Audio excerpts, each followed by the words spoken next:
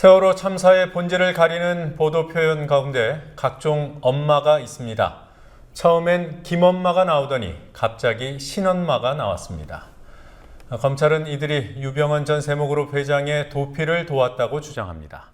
엄마라는 호칭은 구원파 평신도 어머니회 간부 등 지위가 높은 여신도를 지칭한다고 언론이 말하죠.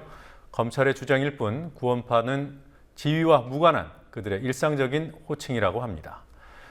어쨌든 검찰이 말하는 엄마는 더 있다는 얘기입니다. 성이 겹치면 어떻게 되는 건지 궁금합니다. 아니나 다를까 김엄마가 또 등장했습니다. 엄마를 받아 쓴 언론은 새로운 김엄마가 등장하자 제2의 김엄마로 부르고 있습니다. 사이비 냄새 물씬 풍기게 하려는 검찰의 계산에 따라 언론이 잘도 놀아나주고 있습니다. 간부가 맞다면 간부 김씨 아니면 신도 김씨, 김씨가 또 나오면 다른 김씨라고 하면 됩니다. 하지만 언론들은 약속이라도 한 듯 죄다 김엄마로 부르고 제2의 김엄마라는 표현도 함께 쓰고 있습니다. 심지어 처음에 나온 김엄마를 원조 김엄마라고 부르는 것도 동일합니다. 어떤 일을 창조하거나 시작한 사람이란 뜻으로 쓰이는 원조, 이 말이 선후를 가리는 의미로 사용될 때는 사물에만 쓸 수 있습니다. 원조 김밥처럼 말입니다. 검찰은 언어 표현 능력이 모자라서 그렇다고 치고 언론이 그러면 안 됩니다. 6월 19일 목요일 뉴스K 시작합니다.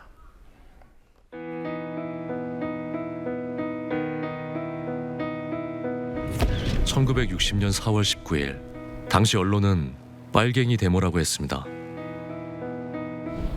지금 우리는 혁명의 역사로 기억합니다. 1980년 5월 18일 당시 언론은 불순분자의 폭동이라 했습니다. 지금 우리는 독재에 항거한 정의의 역사로 기억합니다.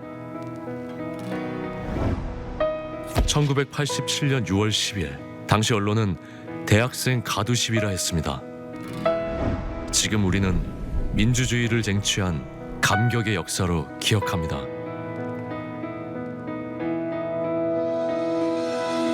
백 없고 돈 없는 노동자, 서민, 학생들이 스스로 타올라 역사를 만들었습니다. 현실은 다시 타오를 것을 요구하고 있습니다. 아니, 이미 타오르고 있습니다.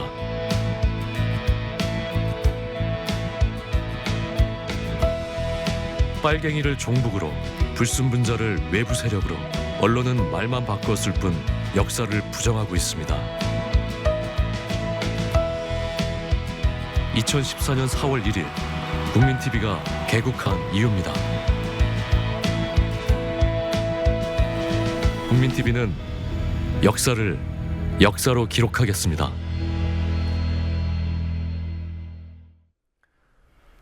국회 대정부 질문이 이어지고 있지만 국회는 사실상 문창극 파문을 포함한 개각 후폭풍 때문인지 본회의장이 썰렁했습니다.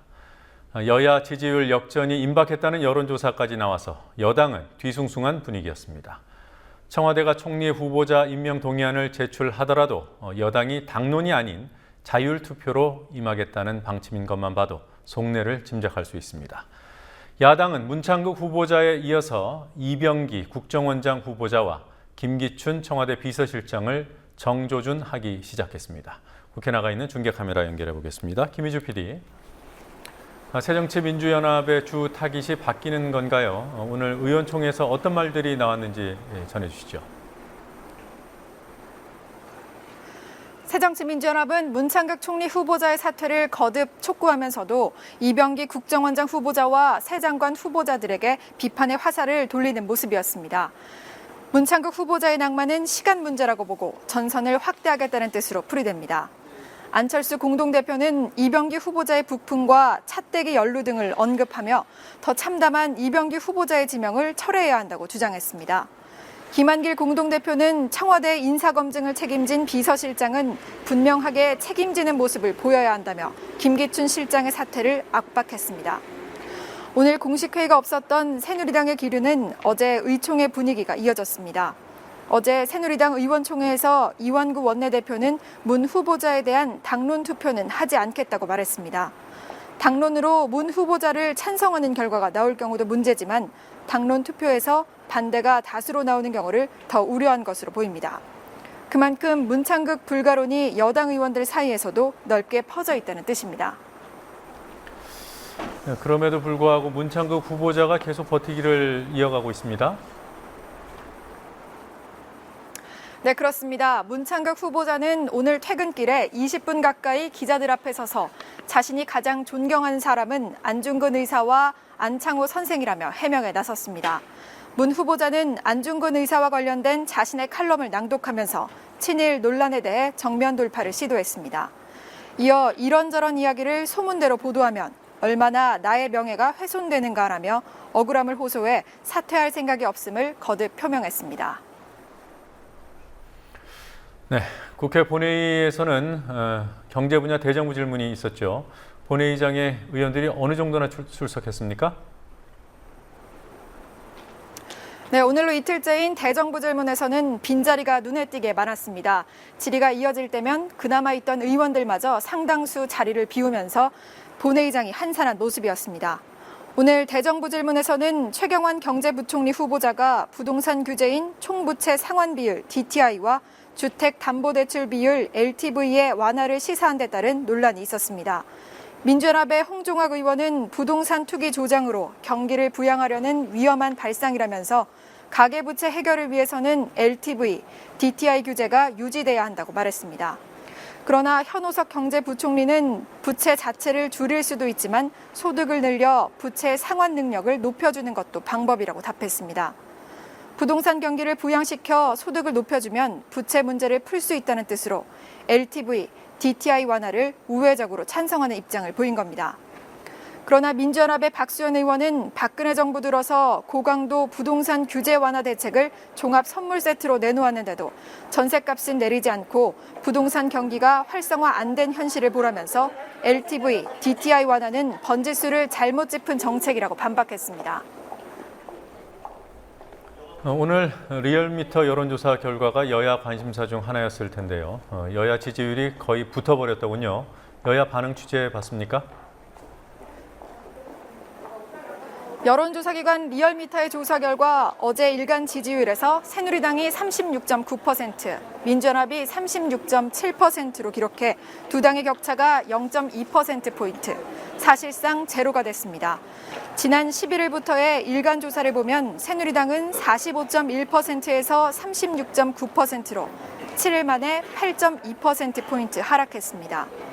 문창극 총리 후보자의 파문의 영향이란 분석이 압도적입니다. 민주연합은 35.8%에서 36.7%로 0.9%포인트 상승에 큰 변화는 없었습니다.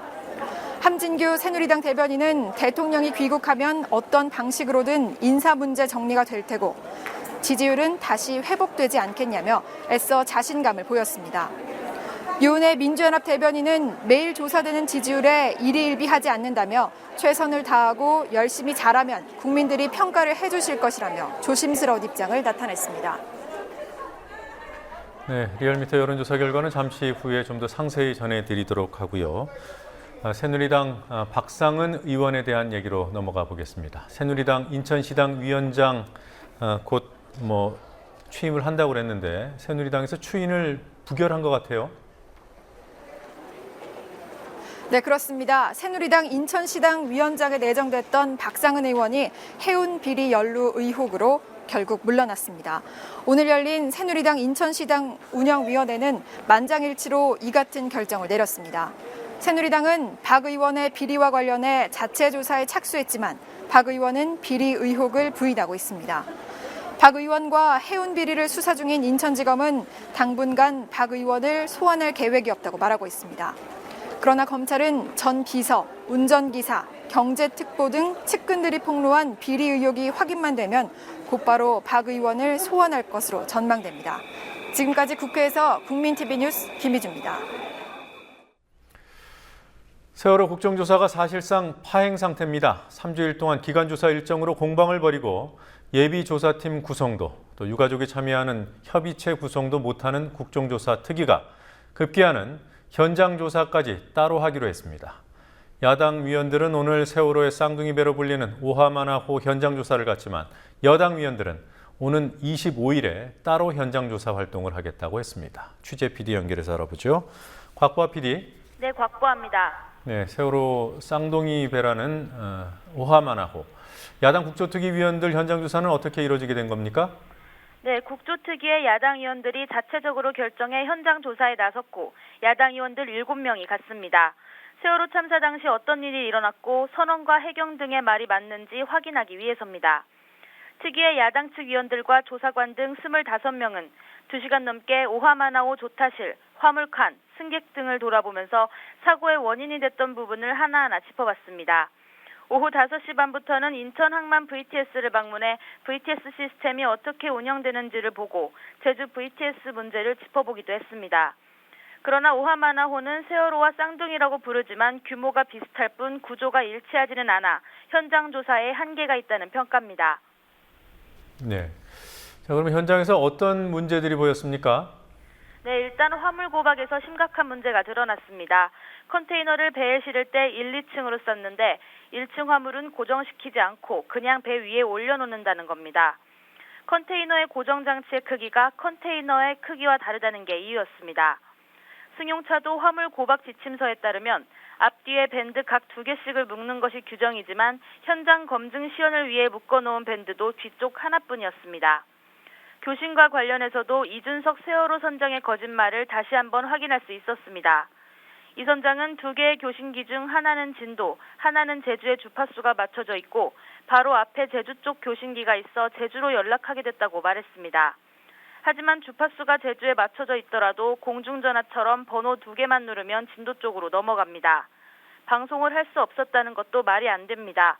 조타실에는 선원들이 교신한 곳 바로 뒤쪽에 방송기기가 있었고 최선을 알리기 위해 만들어진 벨도 따로 있었습니다.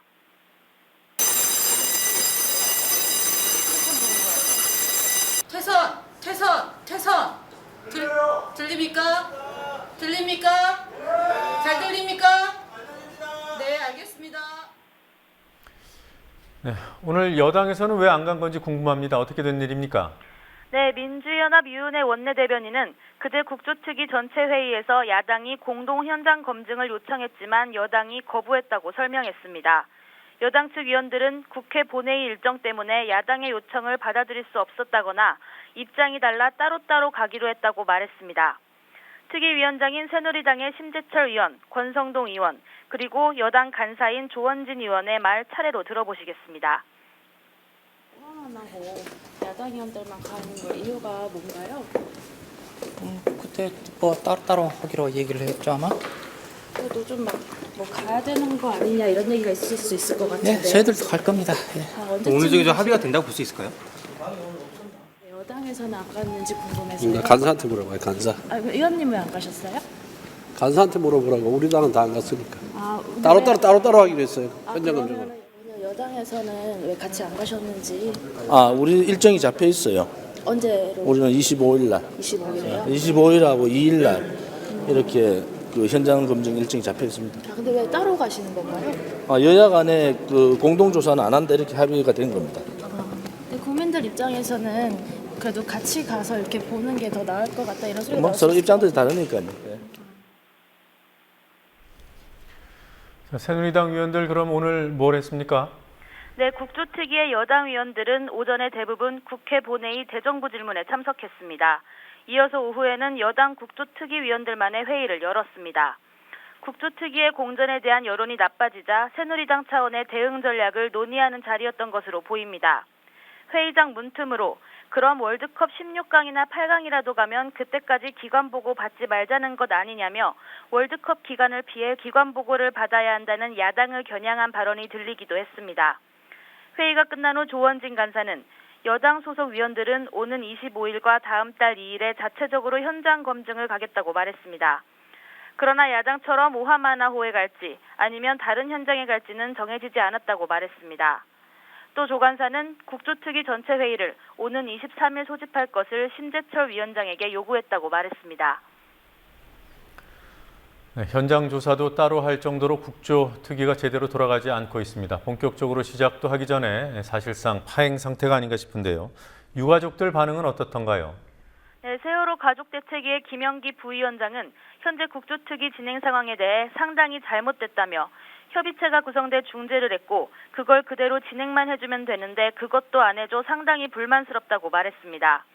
김 부위원장은 6월 30일과 7월 4일 사이에 국조특위 기관 보고가 시작돼 7월 중에 진행됐으면 좋겠다는 게 가족들의 입장이라고 말했습니다. 한편 전국 언론노조는 오늘 성명을 내고 새누리당이 야당에서 제출한 국정조사 예비조사위원 중 언론인을 빼자고 주장하고 나선 것과 관련해 도무지 근거를 찾을 수 없는 억지에 불과하다고 비판했습니다. 그러면서 새누리당이 공영방송 앵커를 하루아침에 청와대 대변인으로 선임하고 보도국장까지 지낸 현직 언론인을 청와대 홍보수석으로 데려가는 청와대를 옹호하고도 공공성을 운운할 자격이 있느냐고 지적한 뒤 국조특위를 파행으로 몰아가지 말고 국민의 명령에 따라 성실한 자세로 임하라고 촉구했습니다. 국민TV 뉴스 곽보아입니다.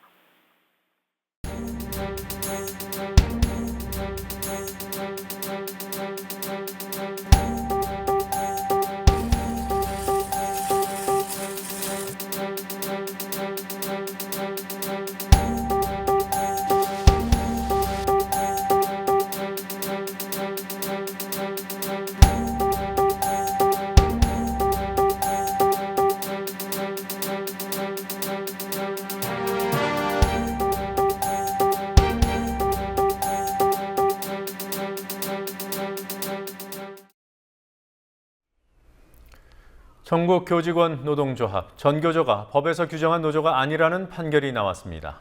선생님들 6만 명이 가입해 있는 전교조에 해직교사 9명이 포함되어 있다는 이유였습니다. 불법단체가 되는 건 아니지만 법으로 보장되던 각종 지원이 끊기고 또 활동에 제약을 받게 됩니다. 판결문에는 즉 해직교사 9명만 배제하면 사흘 내에 법정 노조의 지위를 회복한다고 되어 있습니다. 그러나 전교조는 소수를 버리는 편한 길 대신 법적 대응을 포함한 대정부 투쟁을 선택했습니다. 노지민 PD가 보도합니다. 오늘 오후 서울행정법원, 전교조가 법의 보호를 받는 노조가 아니라는 판결이 나왔습니다. 비록 1심이지만 1999년 7월 1일 전교조 합법화 이후 15년 만에 처음으로 전교조는 법의 노조의 가시밭길을 걷게 됐습니다. 이번 재판의 핵심 쟁점은 전교조가 조합원으로 인정하고 있는 해고자 문제였습니다. 해고자의 가입을 인정할 경우 노동조합으로 보지 않는다는 노조법 2조가 법의 노조 통보의 사유가 되는지 여부를 놓고 고용노동부와 전교조가 팽팽히 맞서왔습니다. 고용노동부는 교사가 아닌 해고자의 가입이 허용될 경우 교원노조의 자주성과 독립성이 훼손돼 그 피해가 교육 현장에까지 미친다고 주장했습니다. 반면 전교조는 문제가 된 해고자는 전교조 조합원 6만 명 중 9명에 불과하고 선출직 12,000여 명 중에서는 단 1명이기 때문에 교원 사회의 자주성과 독립성을 해칠 가능성이 없다는 주장입니다. 결국 법원은 고용노동부 주장을 그대로 받아들였습니다. 법의 노조 통보의 근거가 된 노조법 2조는 국제 기준에 맞지 않고 사실상 사문화된 규정임에도 정부가 공무원 노조와 전교조 등만 겨냥해 선택적으로 적용하고 있는 것이 사실이지만 재판부는 현행법을 그대로 적용하는 쪽을 선택했습니다. 9명의 해고자로 6만 명 전체 조합의 법적 지위를 박탈하는 것은 무리한 법 집행이라는 지적에도 재판부는 귀를 닫았습니다. 법정을 가득 메운 전교조 조합원들은 판결 직후 기자회견을 열어 민주주의의 후퇴라고 비판했습니다. 오늘 전교조 법외노조 관련 한정우 1심 재판부의 판결은 한 나라의 집권자의 권력 남용이 무지막지하게 작용하면 민주주의가 얼마만큼 후퇴할 수 있는가를 보여주는 판결입니다. 88년 이후에 여소야대 국회가 되다 보니까 법률 통과할 수 없으니까 당시 노태우 대통령이 밀실에서 만들었던 게 바로 오늘 재판에서 재판부가 말씀하신 노조법 시행령 구조제 2항입니다. 이것만 보더라도 지금 이 판결로 인해서 우리의 시계가, 민주주의의 시계가 정확히 1988년으로 후퇴했다는 걸 알 수 있습니다. 이제는 이 판결대로라고 한다면은 행정관청이 자기 마음에 들지 않는 노동조합에 대해서는 얼마든지 해산 명령을 할 수가 있습니다. 전교조의 하병수 대변인은 해직 노동자 활동을 보장하는 것은 어느 노조나 마찬가지라며 현 정부가 유독 전교조에만 엄격한 잣대를 들이대고 있다고 주장했습니다. 이미 설립된 노조에 대한 추소는 처음, 우리 한국 역사상 처음, 그러니까 군부 독재에 외고 민주사회에서는 처음 있었던 일이기 때문에 아마 이것들이 일반 노조에 확대 적용한다면 한국 사회에 남아있는 노조는 없을 거라고 저는 보고 있습니다. 경험적으로나 지금 해직조합은 9분이 우리의 노조의 자주성을 지켜주는 분들이지 침해하는 분이 아니거든요. 그건 어떤 노조도 마찬가지입니다. 노조를 위해서 앞장섰던 해직조합원들이 노조를 위해 존재하는 사람들인데 우리 노조에 반하는 그런 자주성을 침해하는 주체로 지금 규정을 한 거기 때문에 그런 뭐 국제 기준도 정서도 실제 현실과도 맞지 않은 그런 주장을 필 거라고는 사실 생각도 못했습니다. 예. 전교조 측은 오늘 판결에 대해 항소하고 집행정지 가처분 신청을 할 예정이며 오는 토요일 대의원 회의를 통해 향후 투쟁 방안을 결정하겠다고 밝혔습니다. 2010년 3월 이명박 정부의 해직자 조합원 인정 규약 시정 명령 이후 3년 반 만에 실제로 법외 노조 통보가 이뤄지고 가처분 소송을 거쳐 1심 판결에 이른 정부와 전교조의 갈등. 이 갈등의 본질은 탄압이 눈앞에 보여도 9명의 해고자를 안고 가겠다는 전교조와 교육 현장에서 전교조를 기어이 약화시키고 말겠다는 권력 의지의 충돌입니다. 국민TV 뉴스 노지민입니다. 네, 전교조 법외 노조 판결로 앞으로 무엇이 달라지는지 그리고 교육감에 따라 다른 상황이 생길 수 있는 것은 아닌지 잠시 후 뉴스 리뷰 시간에 알아보도록 하겠습니다. 간첩 혐의를 받고 1, 2심에서 모두 무죄 선고를 받은 유우성 씨가 지난 17일 다시 법정에 섰습니다. 간첩 조작 사건 피해자이기도 한 그를 다시 법정에 세운 혐의는 과거 검찰이 사실상 별거 아니라고 덮었던 대북 송금 브로커 혐의였습니다. 몇몇 언론이 마치 약속이라도 한 듯 비슷한 시기에 집중적으로 이를 보도하자 한 보수단체가 이 기사들을 근거로 유우성 씨를 고발했습니다. 그리고 검찰은 기다렸다는 듯 기소를 했습니다. 간첩 증거 조작 사건의 진상을 조사해온 대한변호사협회는 유우성 씨 고발의 근거가 된 보도들에 대해 왜곡 보도라는 평가를 내렸습니다. 강신혜 PD가 보도합니다. 지난 3월 국정원이 검찰에 제출한 유우성 씨의 출입경 기록이 위조됐다는 사실이 확실해졌고 국정원은 압수수색까지 당한 상황이었습니다. 하지만 일부 언론은 검찰과 국정원의 입장을 바탕으로 유우성 씨를 간첩으로 몰아가는 보도를 했습니다. 이미 2009년 기소유예 처분을 받았던 혐의를 가지고 유우성 씨를 대북 송금 브로커로 몰기도 했습니다. 이런 보도들을 대한변호사협회는 간첩 조작 사건의 본질을 왜곡한 이른바 물타기 보도로 규정했습니다. 3월 14일 문화일보 일면 기사입니다. 국정원 증거가 아니라 유우성 씨 측이 제출한 증거가 위조됐을 것이라는 검찰 입장을 강조했습니다. 북한 인권 활동을 하는 탈북자 명단을 유우성 씨가 별도로 관리했다는 미확인 내용을 일면과 3면에 실으면서 간첩 혐의를 뒷받침하기에 충분하다는 검찰과 국정원의 입장을 전했습니다. 같은 날 세계일보에서는 유우성 씨가 대북 송금 브로커라고 단정했습니다. 기사에는 유 씨가 대북 송금 사업을 통해 상당한 재력을 축적했을 것이라는 막연한 추측만 있을 뿐이지만 제목은 단정적입니다. 사흘 뒤 조선일보에서도 똑같은 내용의 보도를 했습니다. 유 씨와 그의 가족들이 대북 송금 브로커를 하면서 거액을 벌었고 그 돈으로 중국의 고급 아파트를 소유하고 있다고 보도했습니다. 역시 근거 없는 추측성 보도였습니다. 같은 날 문화일보에서는 사실 확인 없이 유우성 씨의 북한 비자가 위조됐을 가능성을 제기합니다. 뉴스타파가 방송 편의상 유우성 씨의 비자 번호를 모자이크 처리한 것을 가지고 위변조의 증거처럼 보도하는 기사 2건을 일면과 10면에 실었습니다. 초보적인 방송 개념도 몰라서 저지른 실수든 의도적인 왜곡이든 내용은 명백한 오보였습니다. 대한변협은 이러한 일부 언론의 보도가 공정하고 균형 있는 보도에서 크게 벗어나 있다고 비판했습니다. 간첩 사건 1, 2심에서 모두 무죄 선고를 받은 유우성 씨는 최근 간첩 혐의가 아닌 별건의 재판을 받기 시작했습니다. 보수단체들이 대한변협이 왜곡 보도 사례로 든 기사들을 근거로 유호성 씨를 고발했고 검찰이 기소했기 때문입니다. 결국 왜곡 보도가 간첩 조작 피해자를 다시 법정에 세웠습니다. 국민TV 뉴스 강신혜입니다. 최근 대통령에 대한 부정적인 평가가 긍정평가를 앞질렀다는 여론조사 결과 어제 전해드렸습니다. 대통령뿐 아니라 새누리당의 지지율도 위태롭습니다. 박근혜 정부 출범 이후 단 한 번도 야당에 뒤진 적이 없었던 견고한 여당 지지율이 제1야당인 민주연합 지지율과 거의 같아졌습니다. 리얼미터 조사에서 내일쯤 지지율 역전 현상이 나타날 것으로 보입니다. 대통령 지지율 40% 붕괴 역시 이르면 내일입니다. 장부경 PD가 보도합니다. 정당 지지율을 보시기에 앞서 하루 사이에 더 나빠진 박근혜 대통령 지지율부터 보시겠습니다. 리얼미터의 여론조사 결과입니다.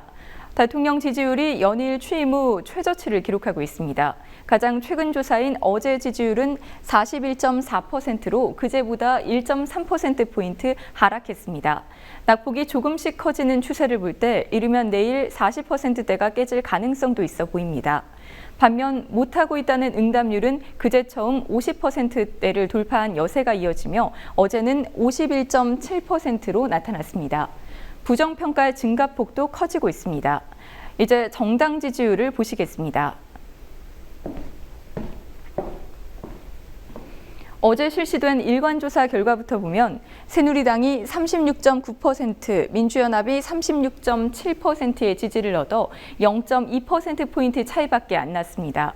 일관조사를 바탕으로 문창극 총리 후보자 지명 다음 날인 11일부터 18일까지의 추세를 보겠습니다.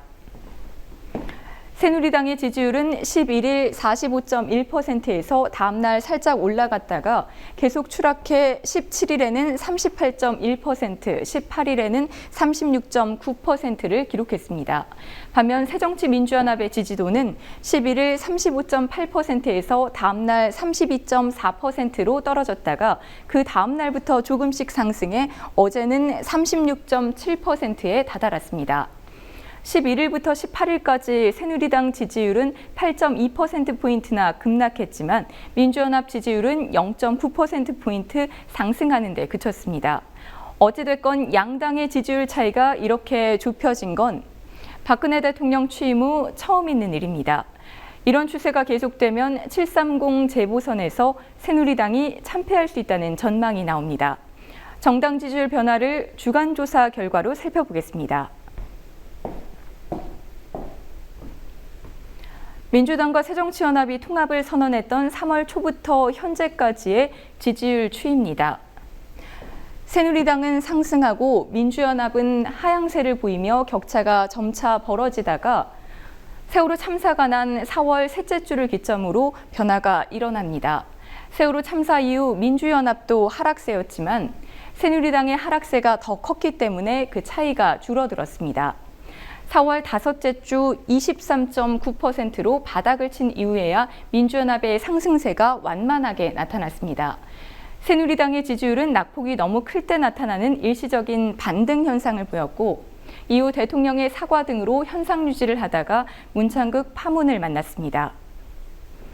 문창극 총리 후보자 문제는 21일 대통령 귀국 이후에 결론이 날 것이라는 전망이 나옵니다. 그러나 지금은 하루하루 여론이 악화되고 있어 선거를 치러야 하는 여당의 속은 더 타들어갑니다. 국민TV 뉴스 장부경입니다.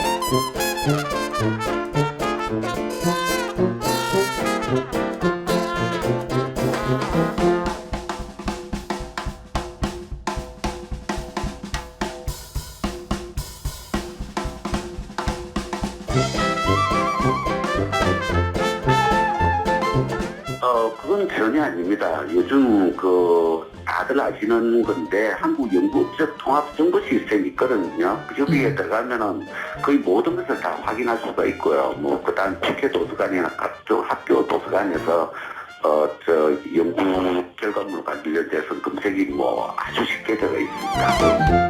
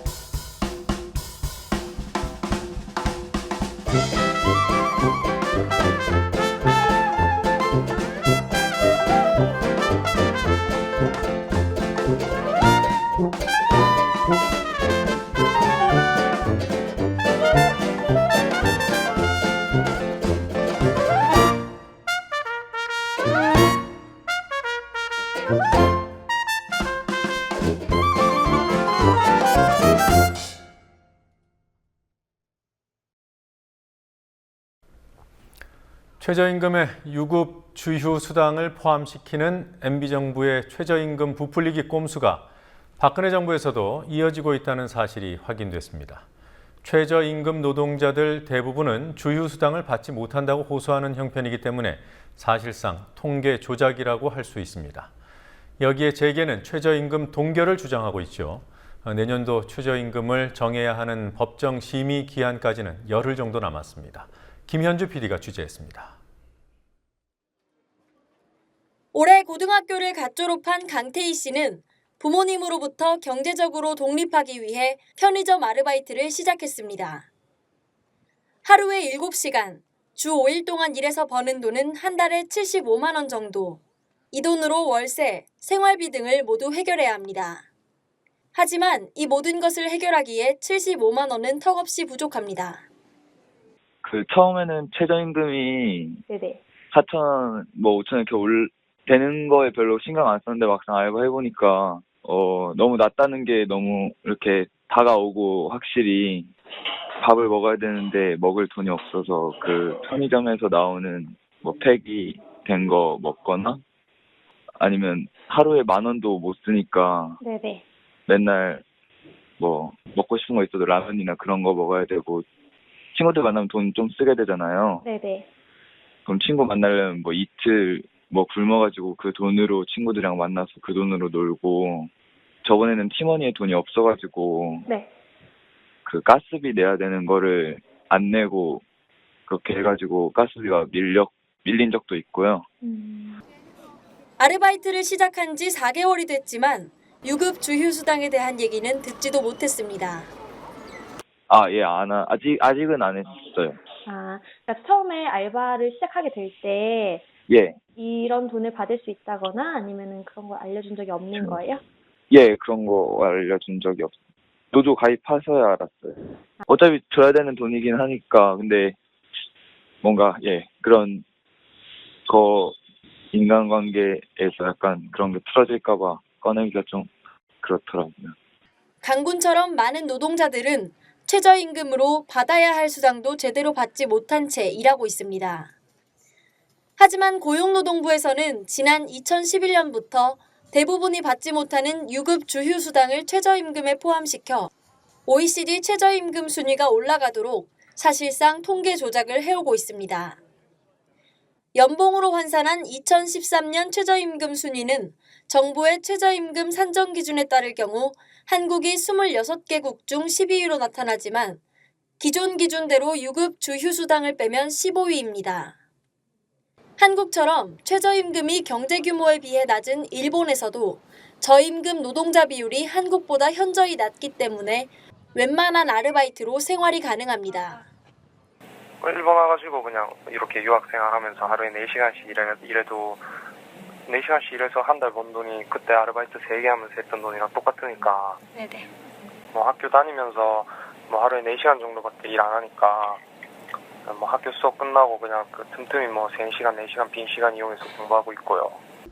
터무니없이 낮은 최저임금을 현실화하기 위해 최저임금연대가 이번 주 내내 릴레이 1인 시위를 진행하고 있습니다.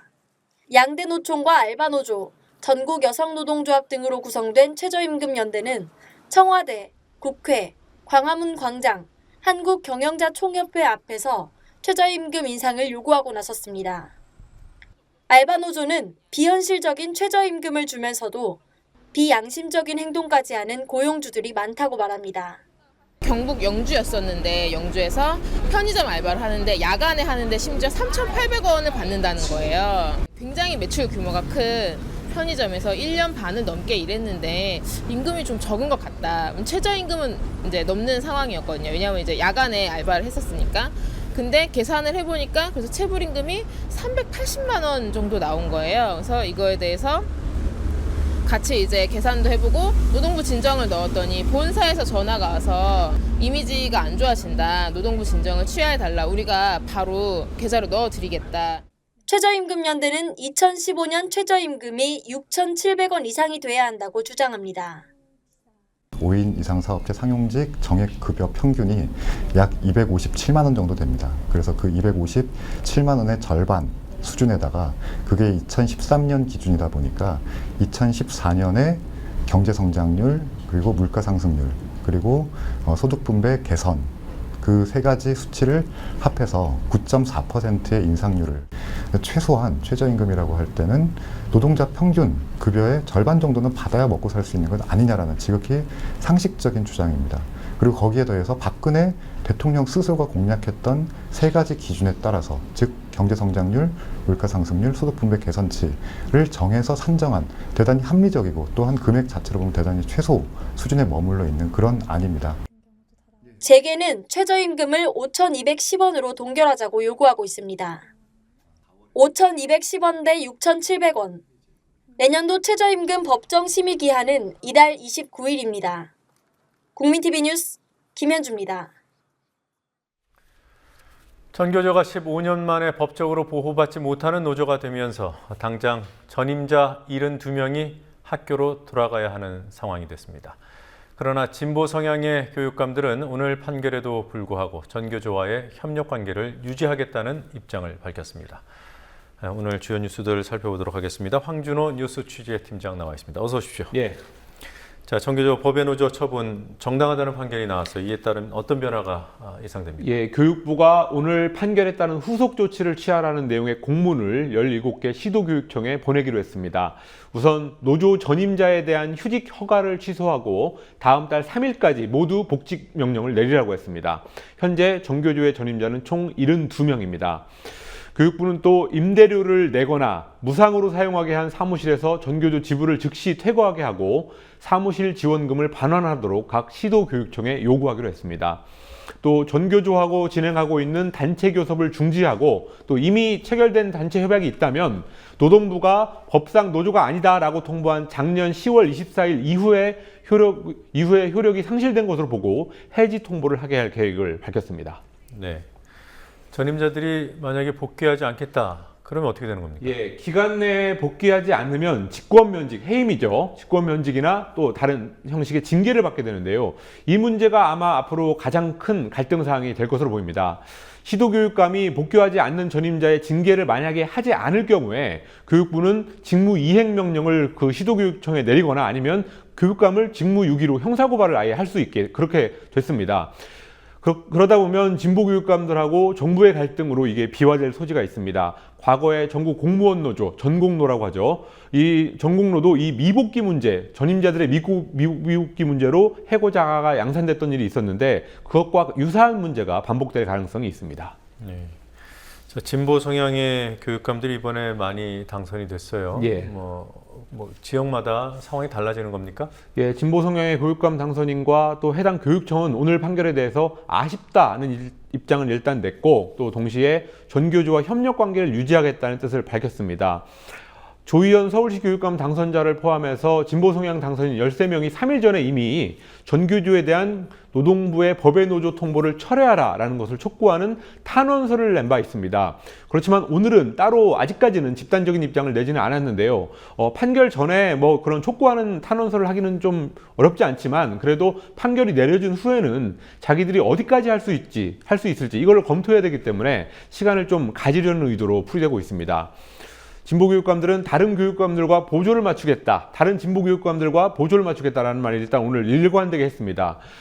그런데 특이한 몇 분을 보면은 전교조 출신의 민병희 강원도 교육감 같은 경우는 동반관계, 전교조와 동반관계를 유지하겠다라는 말을 했고요. 또 김승환 교육감이 재선한 전북교육청은 전교조의 법적 지위 인정, 조합비 징수 유지, 또 단속교섭 유효 같은 입장을 현재 보이고 있습니다. 네.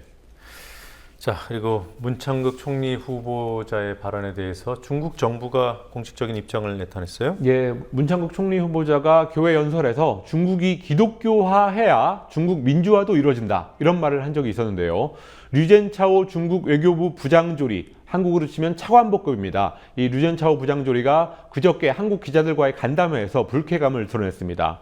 류젠차오 부장조리는 한 나라가 어떤 발전의 길을 선택할지는 그 나라 인민들이 가장 잘 알고 있다라고 하면서 종교와 민주주의 실현 방식과 또 발전 모델 역시 각국 인민들이 각자 선택하는 거다라고 말했습니다. 네. 자, 뭐 국무총리가 만약에 되면 중국과의 갈등도 예상을 해야 되는 건가요? 그렇습니다. 박근혜 정부 들어서 그나마 한중 관계가 괜찮게 가고 있다는 평이 있습니다. 그리고 다음 달 3일에서 4일은 시진핑 국가주석이 한국에도 국빈 방문을 하게 되는데요. 물론 뭐 완전히 아직까지 한중 관계가 좋아지진 않았지만 어쨌든 이런 상황에서 문창극 총리 같은 사람이 총리가 되면 한중 관계가 이명박 정부 시절 가장 나빴던 이명박 정부 시절로 돌아가는 게 아니냐 이런 전망이 나오고 있습니다. 네. 자, 그 밖에 주요 뉴스들 또 몇 가지 정리를 해보죠. 새정치민주연합은 오늘 발효된 상설특검법의 첫 번째 수사 대상으로 서울시 공무원 간첩 증거조작 의혹 사건을 다루기로 당론으로 확정했습니다. 수사 요구서가 국회 본회의를 통과하면 특검이 임명되는데 그렇지만 일반 의결 정족수를 충족해야 되기 때문에 소수당인 야당으로서는 한계가 있습니다. 일본이 우리 해군이 내일 동해에서 사격훈련을 실시한 해역에 독도 주변에 자기들의 영해가 포함됐다는 주장을 하면서 훈련 중지를 요구했습니다. 그렇지만 정부는 일본의 요구를 일축하고 훈련을 예정대로 하기로 했습니다. 오늘 오후 6시 30분경에 서울 지하철 1호선 9일역에 정차한 의정부행 전동차에서 화재 의심 신고가 접수돼서 승객 수백 명이 대피하는 소동이 빚어졌습니다. 그렇지만 다행히 화재는 없었던 것으로 확인됐습니다. 네. 자, 오늘 여기까지 듣겠습니다. 수고하셨습니다. 네.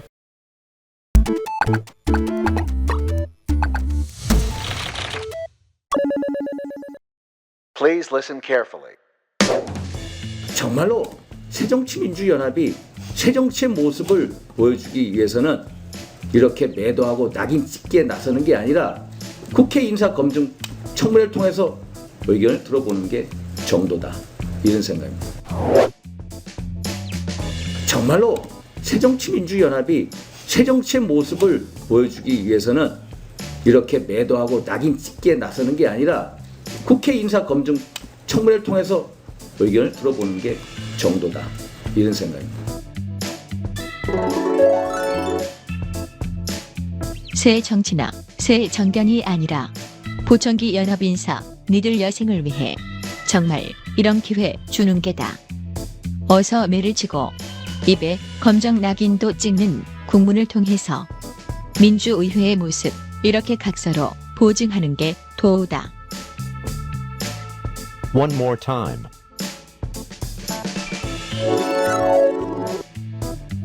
정말로 새정치민주연합이 새정치의 모습을 보여주기 위해서는 이렇게 매도하고 낙인 찍기에 나서는 게 아니라 국회 인사검증 청문회를 통해서 의견을 들어보는 게 정도다. 이런 생각입니다. 새 정치나 새 정견이 아니라 보청기 연합인사 니들 여생을 위해 정말 이런 기회 주는 게다. 어서 매를 치고 입에 검정 낙인도 찍는 국문을 통해서 민주의회의 모습 이렇게 각서로 보증하는 게 도다.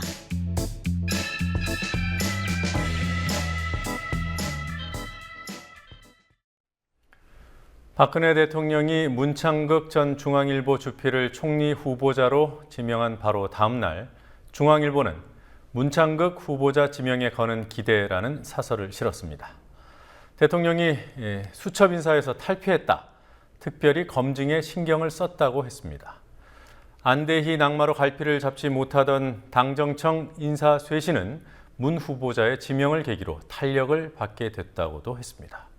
이후 중앙일보는 두 건의 사설을 더 지면에 올렸습니다. 14일자에서는 편향된 보도, 마녀사냥식 여론재판 운운하며 문 후보자의 역사관을 청문회에서 가려야 한다고 주장했습니다. 오늘자 역시 청문회를 열어야 한다는 사설이었습니다. 외롭게 문창극 후보자 편에 선 중앙일보, 문창극 구하기에 나선 것이라고 보기에는 판이 너무 기울었습니다. 혹시 기사 회생할지 모르니 보험을 든 것은 아닐까요? 알려진 대로 홍석현 중앙일보 사장과 문창극 후보자가 정말 서로 앙금이 있는 사이라면 중앙일보 사설은 보험의 성격이 짙은 게 아닐까 싶습니다. 뉴스K 마치겠습니다. 내일 뵙겠습니다.